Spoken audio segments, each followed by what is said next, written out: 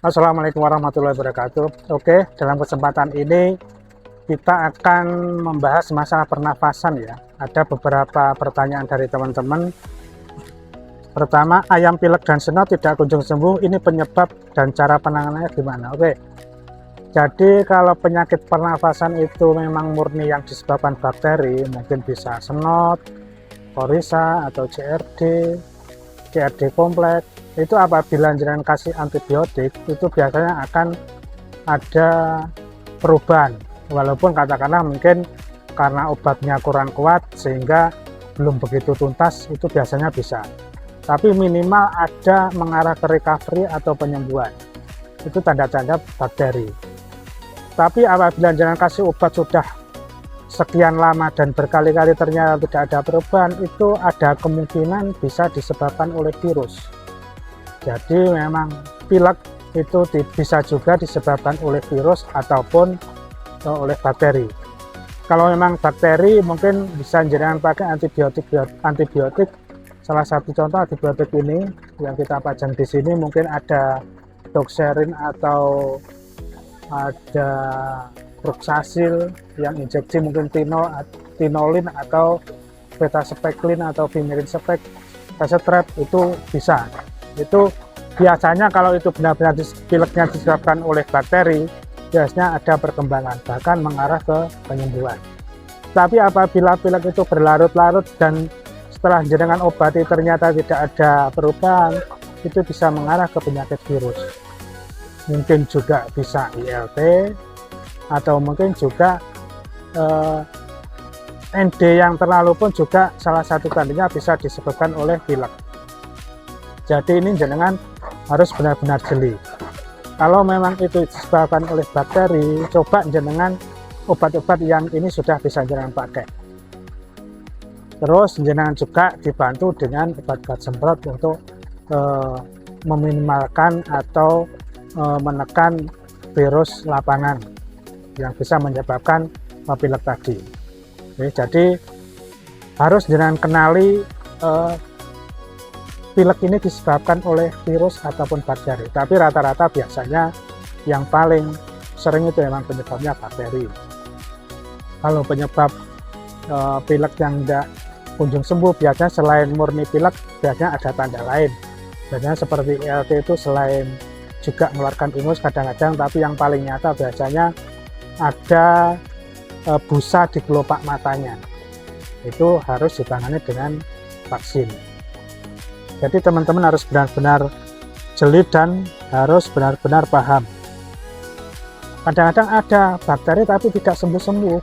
Itu biasanya coli juga bisa. Coli itu memang penyakit yang unik ya, karena dia berada di tempat bukan di peredaran darah, biasanya di kantung-kantung pernafasan, sehingga obat-obatan butuh proses atau sulit menjangkau posisi coli tadi, sehingga terkesan coli itu pengobatannya akan bandel atau relatif lebih sulit dibandingkan penyakit-penyakit lain.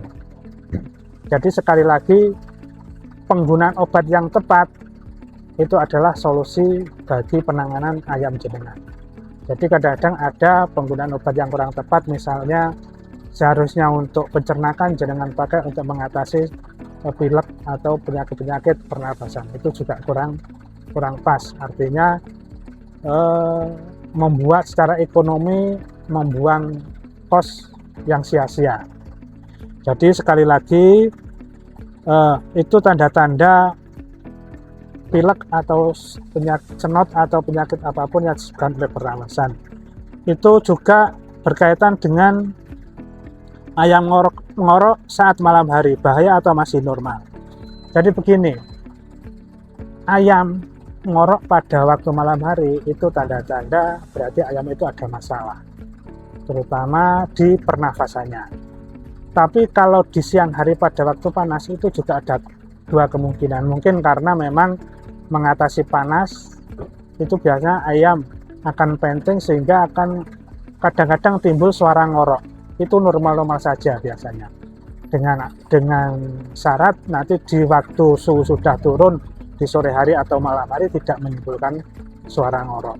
Tapi apabila itu ngorok berlanjut sampai malam hari, jenengan waspadai, berarti penyakit pernafasan di ayam jenengan itu masuk. Jadi ngorok sampai malam hari itu salah satu tanda bahwa ayam jenengan ada masalah. Tapi ngorok di siang hari itu belum tentu. Artinya suhu panas yang tinggi itu juga bisa menimbulkan ayam penting. Bahkan selain penting itu biasanya disertai dengan suara ngorok. Itu biasanya wajar apabila nanti di malam atau sore hari suara ngorok itu tidak ada. Jadi itu ada kaitannya antara penyakit pernapasan dengan suara ngorok di malam hari. Sekali lagi, ini salah satu contoh pengobatan atau obat-obat atau antibiotik yang bisa jenengan pakai di saat jenengan mengatasi penyakit-penyakit pernapasan. Ini ada yang berupa injeksi, bahkan bisa jenengan gabungkan antara Vasetrap dengan misalnya Vetaspeclin atau dengan Vasetrap dengan Vimelin Spec atau Vasetrap dengan Vinolin. Itu juga saling menguatkan. Yaitu biasanya penyakit-penyakit ngorok atau pernafasan yang bandel biasanya bisa teratasi. Atau yang masih ringan-ringan jangan pakai yang mengandungan kombinasi, ini juga ada. Ini antara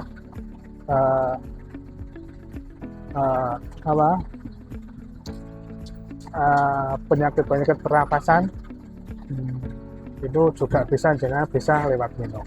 Itu teman-teman mungkin salah satu informasi, semoga bermanfaat untuk mengatasi permasalahan atau problem di kandang jenengan. Terima kasih.